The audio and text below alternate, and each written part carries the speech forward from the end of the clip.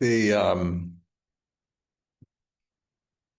unexpected marathon that I had beginning, I don't know, about a month ago, is kind of settling down. And now somehow we've been going to the retreat um, in the evening. So I left early to come back. And it's pretty amazing. But um, my ashram is developing so nicely. And now we have just a beautiful morning program. Chant Japa at 7 to 8. Of course, I'm before that, and people can come. And then from 8 to 8:30, we have kirtan. And then from 8:30 to 9:15, we have class. And I see some of the people have come. The same potency continued. The kirtans were absorbed. And I'm just basically to my regular schedule. Yeah. Okay. But tomorrow I'll go to Vrindavan and that Malika Mala. I'll give class to 150 people, no, 80 people. Okay. So it's going to take me some time. In bhakti, there's always momentum. Even in yoga, no one starts at samadhi. It's just like a car. You never start in fifth gear. Best in a real yogi is dharana, dhyan, samadhi. It like revs up. So the class is going to take me maybe a class or two to get the frame of reference. I'm not even sure where we left off. And sometimes I'm amazed how short people's memories are, even my own, because by mistake, I gave Rati Krishna the wrong Monday morning greetings to publish. And it was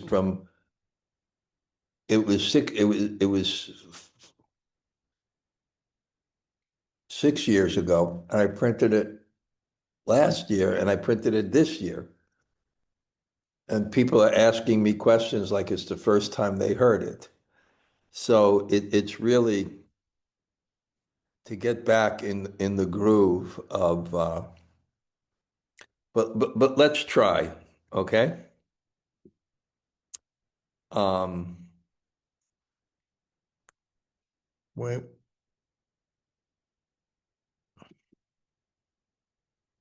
well, there we go.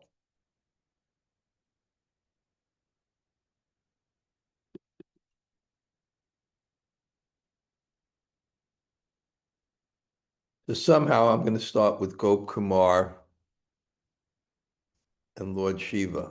I don't know if we covered that or not. It doesn't sound so familiar with me, but it does sound familiar because I've studied with Dhanurdhara Swami, so I don't know if I studied with him or you. Um, but no harm. And now we'll get some pace. And I think I have a system to better, oh yeah, I have a system to better keep track of everything now. Um, so let me, so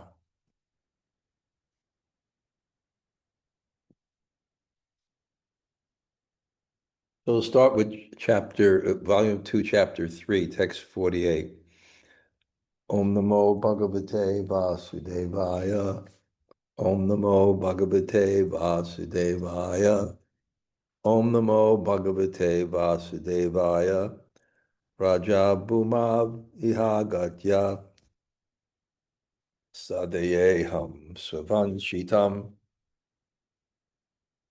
Vimṛśann evam aśrauṣaṁ gīta-vādyādbhuta-dhvanim. I was thinking that if I returned to this Vraja-bhūmi, I would fulfill my desires. And then I heard some wonderful singing and music. So I'm going to go back a little bit, but the immediate back is Gopkumar got caught in this Mahakalapur, the abode of liberation. It's the last destination in the material world that you have to go through if you're going through this indirect path. And in that abode of liberation, it was stunningly beautiful. It had like a bluish color, and it was alluring. Somehow or other, in this journey, in this, going back now to the beginning of this chapter. Well, let's go back further. Um,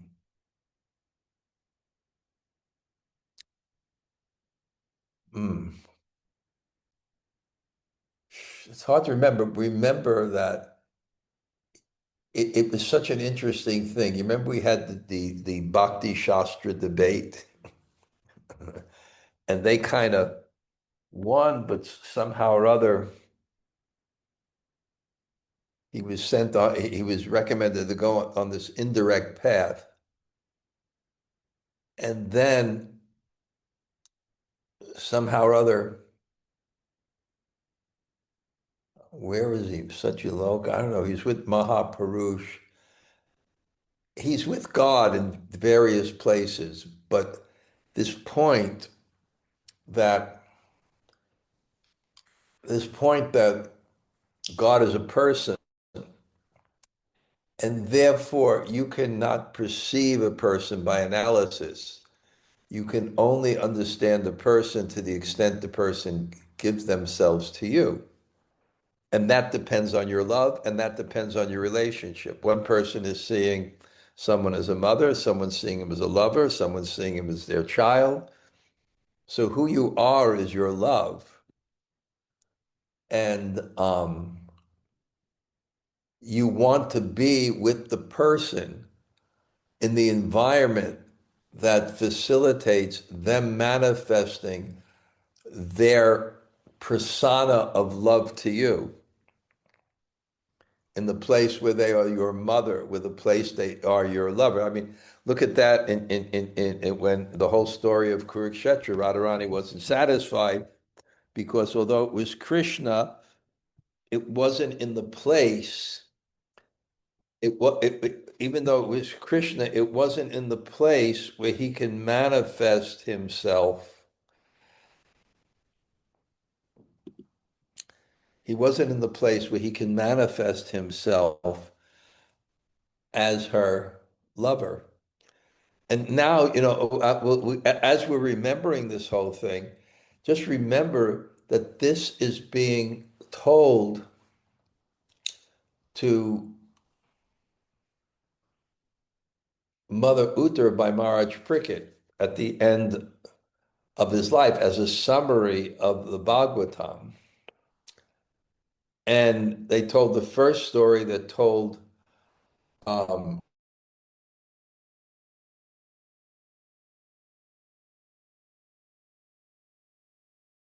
it had something to do that I really wanted to.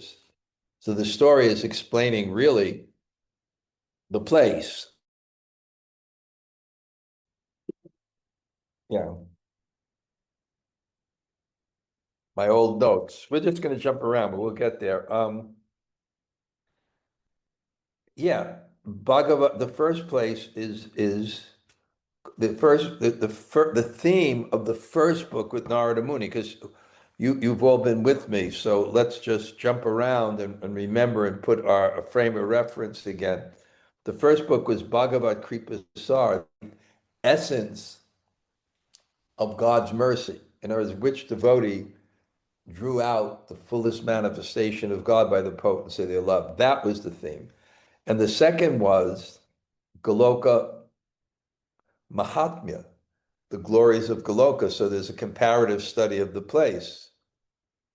And the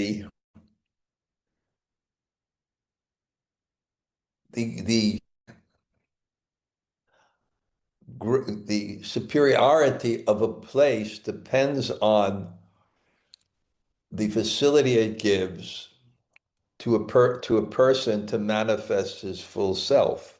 And Prabhupada described between the office and the home. The home is better because the person manifests more of himself. And Krishna is Akila Rasamrita Murti, the full embodiment of love.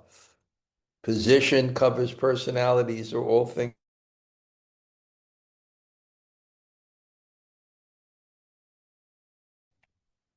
This part of the Gaudiya Vaishnav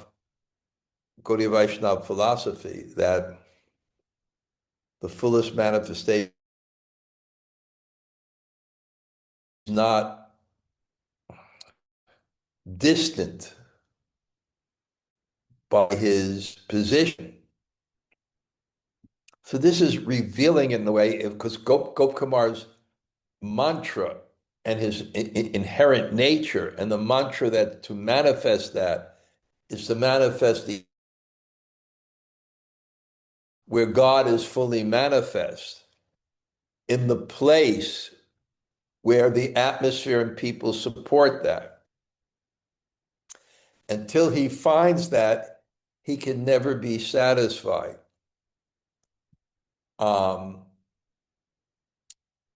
As Srimati Radharani was not satisfied in Kurukshetra because the place, the dress, the people, they were demanding each place and each person. And I'm not saying it's a forced demand, but a loving demand of who you are in their presence. And of course, the famous story I told a million times, I walked down the street and I walked down the house. We had 3 bedrooms, and you walk and, how you doing, Wally? And my father says, I'm not your friend, I'm your father. So, but with his friends, um, um,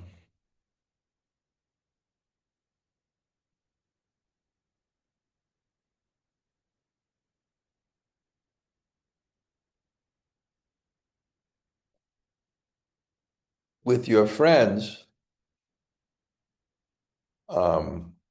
a message came on the thing. um,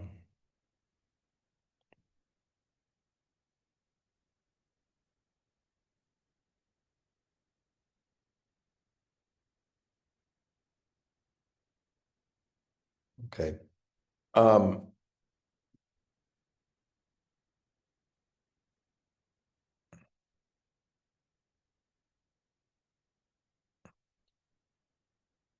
mm. And then, okay, so um, in this journey, okay, we remember also the journey of Gop Kumar. Somehow, each place he's at, someone comes who people respect. He thinks these people are higher. Maybe he'll find the manifestation of his love there, and and each place remember he became the king of Puri. He became Lord Brahma, and yeah. So let me now just go at the beginning of this chapter and come up to where we are.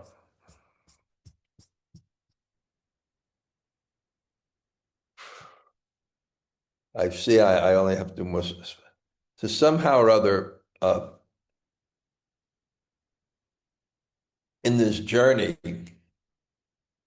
um, he's heading to the abode of liberation, and somehow Vishnu says, go to Vrindavan and get mantra from his guru. He gets, um, he not gets the mantra, but he was never taught about the mantra. He got the knowledge of how to manifest his mantra. And that completely transformed him. Practically, he got a spiritual body. Let me just read through the verses today, okay? From the beginning. Gop Kumar said, I'll summarize. When I came to Brahmaloka, he saw that it hadn't changed. He came from Brahmaloka to this earth. after so many years. It hadn't changed. And and only that was the earth changed, but Matara, the same thing he saw there. And the Supreme Lord ordered him to go there and meet the great teachers, and he wandered. And we entered this grove, he saw his spiritual master was unconscious in trance. It took him so much time, and he brought him back to consciousness.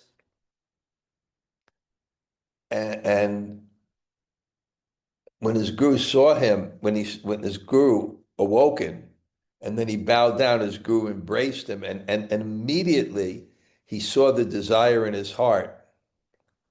And then he because he had just was sleeping, he woke up, and then he taught him various rules for worshiping, and he instructed him on how to chant his mantra more effectively. And then he tells him, I gave you everything I possess now. I've given you everything. And by the power of this mantra, everything will be revealed. So basically, this is our philosophy that Tesham Satati Yuktanam Bhajatam Priti Purvakam Dadami Buddhi Yogam. One who worships me with faith and knowledge, I give them the understanding. So the chanting and the relationship with the name and our mantras, but we need help. That's, for example, even second initiation is described, well, the holy name is enough. But the second initiation and the deity worship and the regulation, it's described by Prabhupada's godbrother, Srila Sridhar Maharaj, that we begin by chanting, so it's like a circle, and then we come qualified for the Diksha mantras, the Gayatri mantras. And then that's another circle. And by perfecting that, then we can chant in pure name. So there's a relationship between the environment and our activities and our ability to focus and get the full benefit of the spiritual process. The spiritual process will give us everything, but we may remain too distracted to be absorbed. The potency of any spiritual process is the degree that it facilitates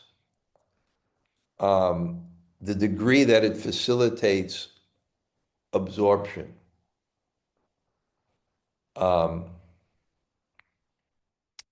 And for that, you need to live, a sattvic life, how you eat.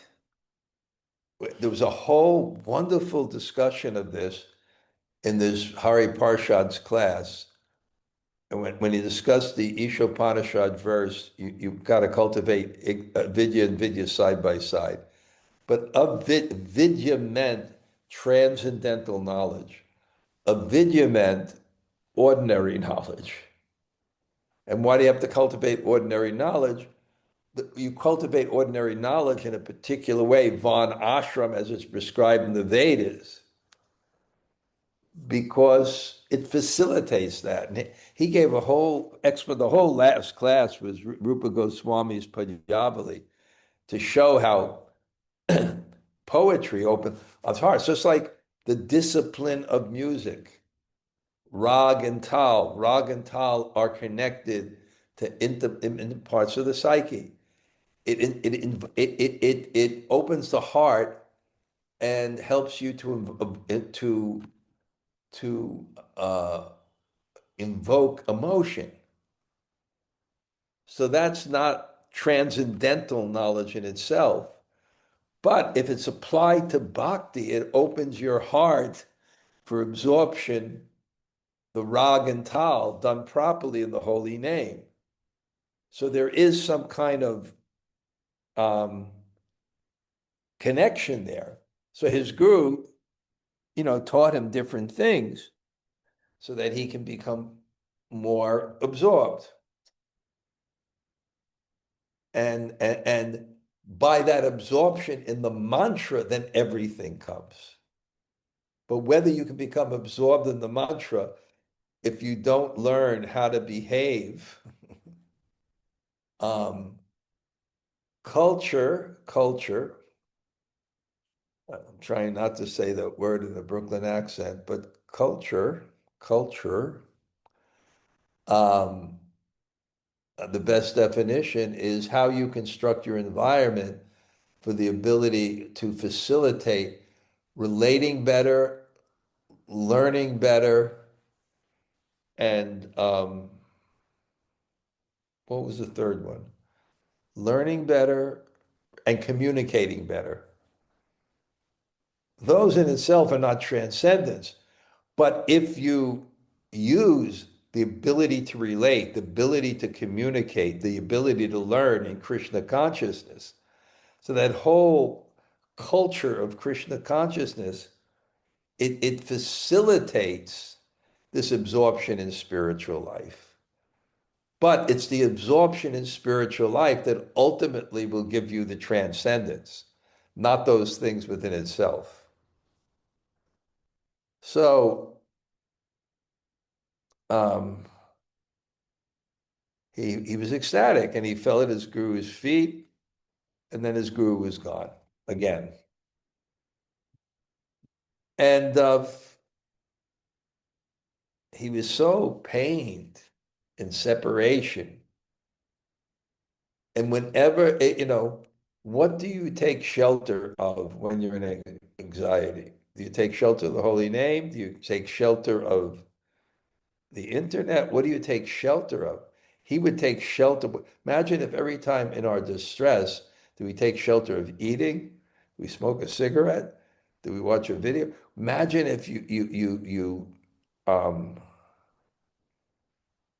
chant the names. So he became absorbed in them. We have Hemalata Radha's here, Baba Grahi, Yoga Maya. Our japa period in the morning, it's mystical. Since these retreats, the chanting of the holy name, Goloka Premadan Harinam Sankirtan, you just know it's not a mechanical process. Do you chant the name or does the name chant you? Somehow you're chanting the name, but we normally chant the name and we don't hear it. It's not said properly.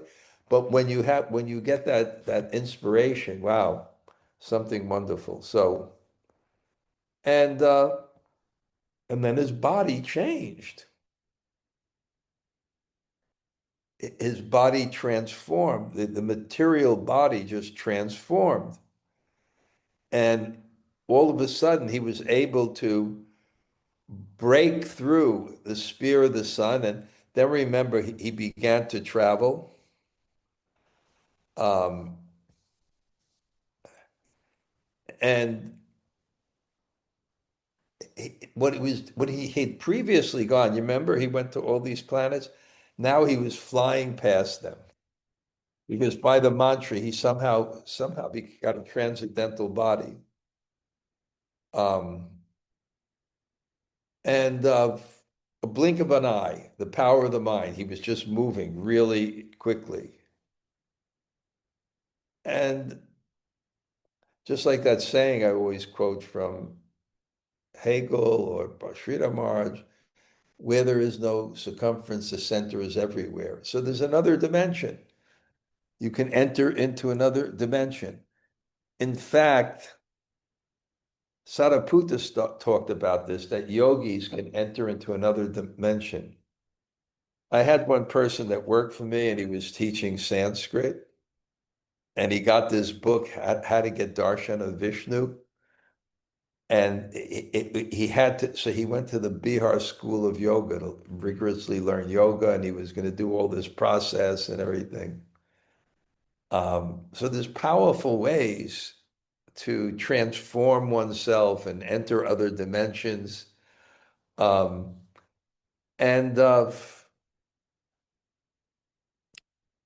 and then he reaches these covering. We'll get up to where we are. He reaches these covering of the universe, and each one is a million times greater in opulence and enjoyment to the other. And this was another thing we had.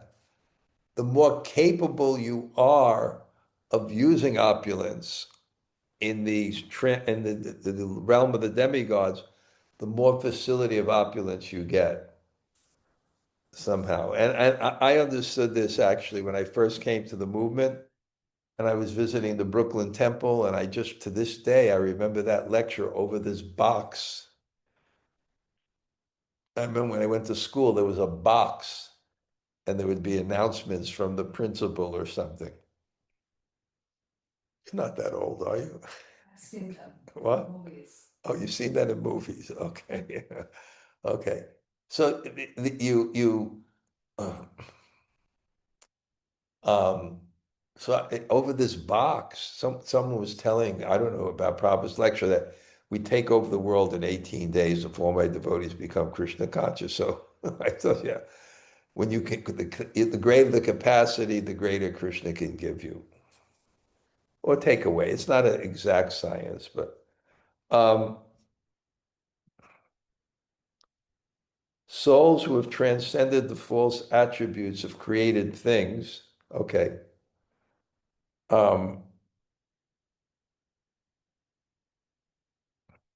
so then it describes this process where one transcends a bit and he strives for liberation. And he's able to enter into a shell formed by each element and then enters in a body of these elements, and he can enjoy to the essence of the pleasure there before he transcends it. It's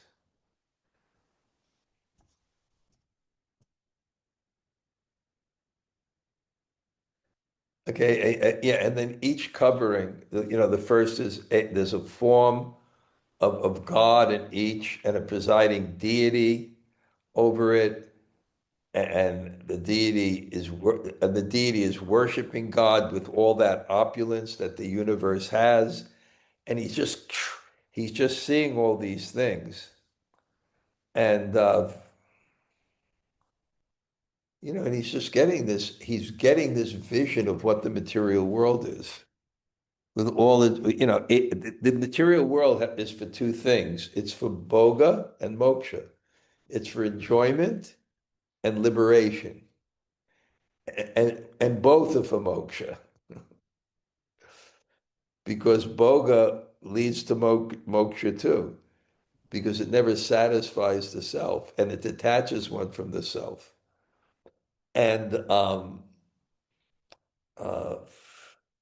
yeah, it just like the birth of Krishna. Before Krishna, what happens? Kamsa, whose material fear kills his six sons from a previous life. And they represent lust, greed, anger, illusion, whatever these things are. So you look at it. When your lust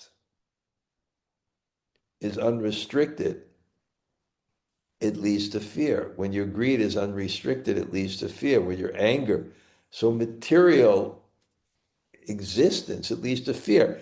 And I can see this, when you see, you all see that these very rich people get they just can't enjoy enough. They get these big yachts and bigger this and bigger that, and go to this and go to this film festival and that. And you just think, oh my God, there's no pleasure there.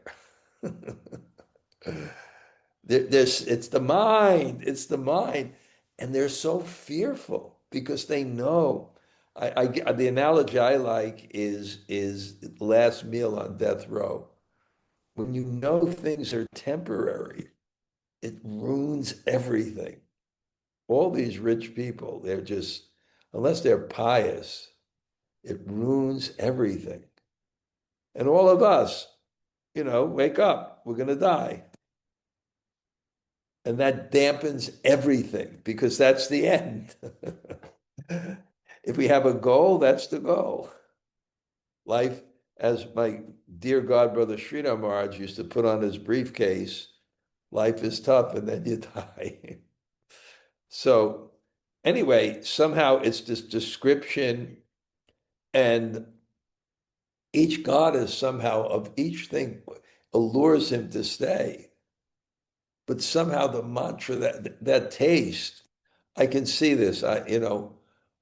One of my disciples came back, very surprised that they came back. And I don't mention any names. But, somehow what happens in Krishna consciousness, according to your psychophysical nature, the circumstances you're in, the marriage you have, somehow or other you break down. And then you seek peace, which is liberation. You seek peace. And sometimes it's psychology, it's product. So this person kind of, found kind of peace in just yoga and meditation. Um, and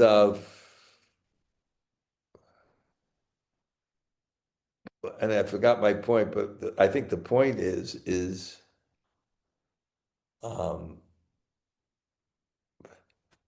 that faith that's in the heart, that bhakti lata beach, that experience of real happiness, of devotion, it stays in your heart. And eventually it's always your goal. And it just needs the right environment to bring it out. That's what I saw with this person. They had such an incredible time here at the Govardhan Hilton. Such an incredible time, as negative their experience was before, that's how positive their experience was. And then you feel it because the Priyojana is feeling the absolute truth. And you feel this specialty of Govardhan Hill. It's quite something. Um, anyway, he keeps on going, and he goes through the other 6 layers of the universe.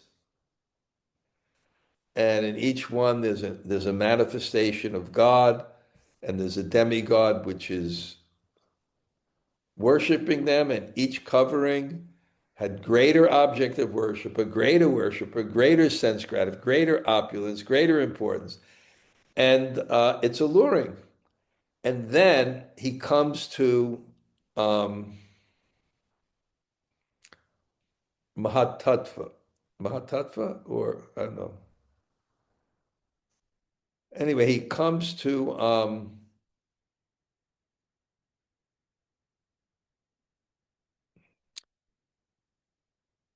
the ultimate, maybe it's a Mahatattva, and 1 second, primordial matter, where somehow the last thing, all pleasure resides, and it has this color like Madan Gopal or Krishna. So that attracts him because that's in his heart. And Mohini Murti requests him to say, and he sees Krishna both as form and formless.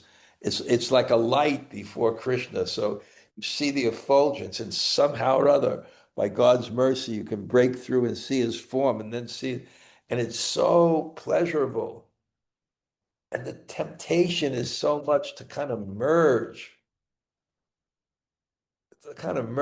like when I went to Israel, I went to the Dead Sea.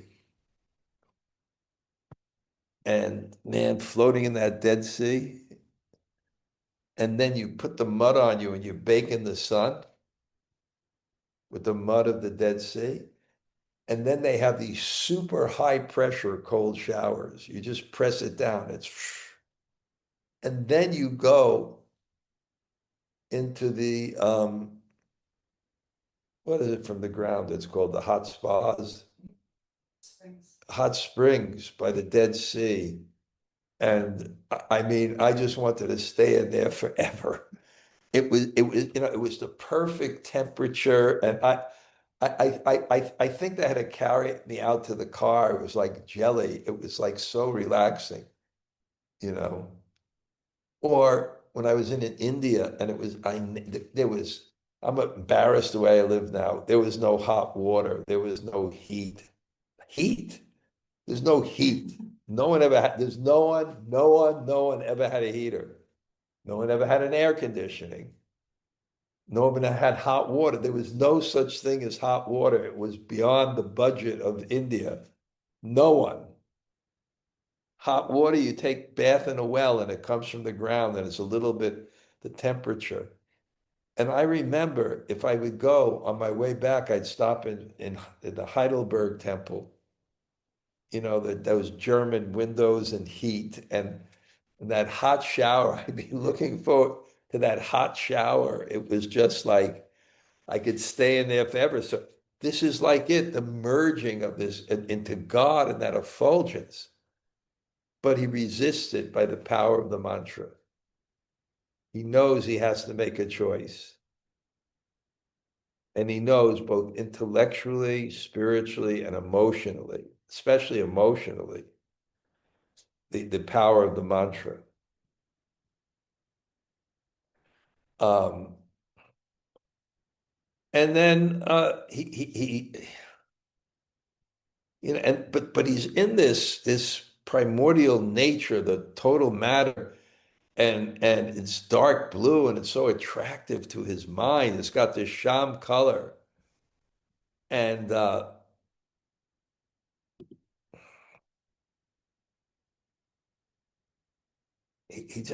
staying here. It's just too nice. I'm just staying here. The beautiful sham color. It seemed like the color of his deity. And then Mohini Murti, this form of the Lord approaches us. And Goddess Prakriti is worshiping. And they start offering him gifts, yogic powers, and they ask him, why don't you stay here? Right? It's compassion. They think that this is the best. Why don't you stay here? And they told him, if you want to achieve your goal of liberation, then be kind to me. I think this is Prakriti or something, because I bestow, I bestow liberation. And if you want devotion, I give that too, because I'm Krishna's sister. And Gop Kumar, declining all these enticements, he bowed down. And then he wandered a little while to see this beautiful colored region. It's just so alluring. Most delightful. Living entities enjoying it, and they have the same kind of bodies. And it's pradhan. It's the material energy. It's enchanting. So many forms, and the whole material creation is within it, and all the elements. And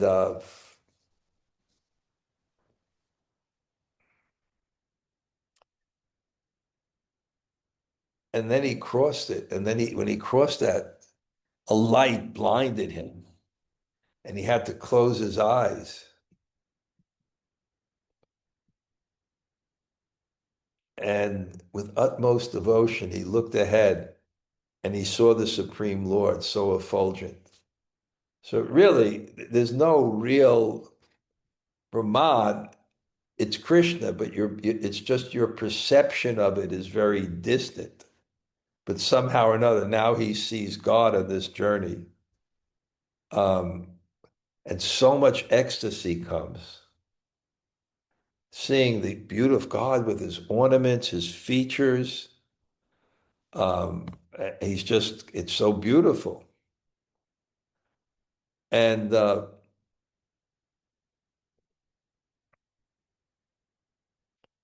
just can't believe the beauty. And he becomes so reverent. And then with reverence, when you respect, there's fear and joy. And then he became so bewildered. He's seeing God and it's so beautiful, but it's kind of like, you know, there's this beautiful woman, but you have this other beautiful woman that's your wife, or is even more beautiful, but this one is with you right now. And he's so bewildered, he doesn't know what to do. And it's by the power of God's mercy. You can't see it. He knows by the senses, he's getting this incredible mercy. and he doesn't know it's my eyes, my mind. He just can't understand what's going on. And then again, he sees him as formless, and then he sees him as form, and then this is going on, and he's so bewildered. And then he began to merge into the Lord's effulgence. But God just touched him with the tails of his nose, the tails of his feet, and saved him because he has that qualification. And it was just beautiful to see God surrounded by perfected human beings, his devotees, and surrounding him like subtle beams of light around him. Now, I remember we did this, that you had a choice to do that service and be a spark of splendor. And it's a treasure of ecstasy, and it's flooding his mind, and he became self-contented. All his ambitions seemed to be fulfilled. And he thought, now I've reached a supreme destination. And he was in the waves of ecstasy, and his mind was overwhelmed. And he lost awareness of his goal. I think this is what happened to one of my friends. They lose awareness. They forget about the real goal, swimming in the ecstasy of Brahman realization. And but because of the divine instructions of the saintly devotees, and because of the service he did to his mantra, that hankering for that relationship with Brajendranandana and Krishna never fully disappeared. And the more he saw God, the more he wished to have the full manifestation of God. And he was pulled to that desire. Um, and because of that greed, he couldn't be satisfied, even though he was so attracted with God. And then he became disturbed with fear. What if I merge into him? And if I stay here, it's just going to allure me, and I'm going to be immersed into that. And just as he was thinking that, he heard some wonderful songs and music. And then Lord Shiva comes, which is the next abode. So, my dear friends, we're back. I don't feel it was my A game today. Um, but I'm looking at all the nice people that came today. We're going to get back into this. I'm going to study this more deeply. I have a way of keeping my notes more accurately, and I really, when it comes to teaching, I'm a perfectionist.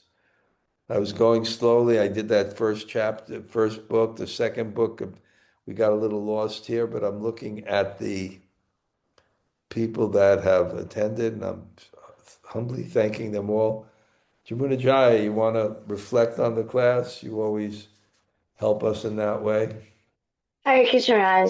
Thank you. It's been great to get back to this text. There are two things that really stuck out to me. One is when you were saying about how the culture really sets you up to chant well.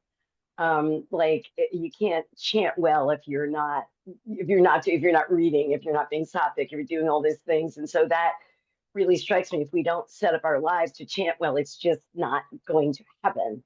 Um, so I really appreciated that point. And the second thing, when you said about that the boga leads to moksha, that was really like eventually you're going to get tired of it. Well, So I was saying in the that Kamsa's material fear. So how does he kill lust? Mhm. When it goes to the nth degree, and you wind like 12 steps, you wind up as an alcoholic, and it just leads to that addiction. It leads to that distance from the soul. So that which turns out pleasurable turns out, and what burns it, the fear that this is absolutely ruining my life, taking me from the soul. Yeah. Yeah. Okay. Okay, good. Thank you, Thank you, Jamuna. Raj.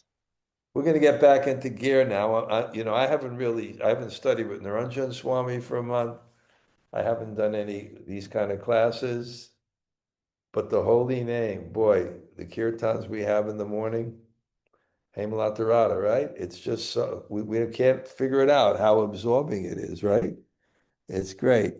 Okay, anybody else like to say hello? Is there time for questions? It may be Or, time for a question. I don't know if I have the strength to answer it, but go ahead. oh yeah, these are really easy. Um, yeah, one is I was just wondering if Gopakumar, if he was the way he transcended one material sphere after another or shell after another is because I know he had the mantra, right? But did he become like satiated with that overwhelming material sense gratification? That those successive. It was not only, also the reverence to God at a particular time. That's what really satiated him when he saw God, and it was the beauty of it. He became materially absorbed. He became spiritually, um, yeah, almost satiated, but he Yeah, couldn't I'm fully. using this word satiated in the negative sense, where you get sick of it after you have so much, you know, Well, and, um, and that's what well, made it him didn't. go from one to the other. It just seemed that what really carried him is his devotion. Just like we discussed with Hari Parshad, that verse that how do you get lust? By hearing with faith the pastimes of Radha and Krishna, not by vairagya. Although we also had great discussions, or he did how material life just leads to utter frustration. So I think they work hand in hand. You're frustrated in the material life, so that faith weakens. And then you hear about Krishna and Krishna's pastime, and that strength weakens. But vairagya alone won't let you transcend. The most thing that let you transcend is faith, which is an experience of your goal. Gail, So you haven't asked me questions for like a month, and what I feel is like it's like you got like so much credit now. You have about like 15, 20 questions that I owe you. But give me another class to get into gear. It's been wild. Not only what's wild is not just the program and even today going to the classes, but what's wild has been the prasadam too. Our Vaishnav cook here in Govardhan, I can't believe how together this guy is. He's a beautiful brahmachari, but never is it not on time. Coming in these huge tiffins sealed with tape. It's really scientific with the spoons, with the plates, with everything. So I got to get back into my old eating habit. But two people came up to me and said, Marge, you look like you lost weight. I said, well, not according to my scale. So I said, there must be some illusion. They said, no, the scale's an illusion. You lost weight. Did you see Malikamala? Oh, we'll see it tomorrow. No, somehow this is kind of an exciting time of life. Tomorrow we'll go to Vrindavan, and it's great. Okay. Okay. okay, I'll use up some more of my credits next class. I may have to But give you a private session, Gail, when I get back. Right. well, that's an offer I can't refuse. You'll get it. You'll get it. Because when I get back that first week, I won't have much to do. I'll get back on a Monday. The program's on a Sunday. I'll be, okay. Anybody else say hello?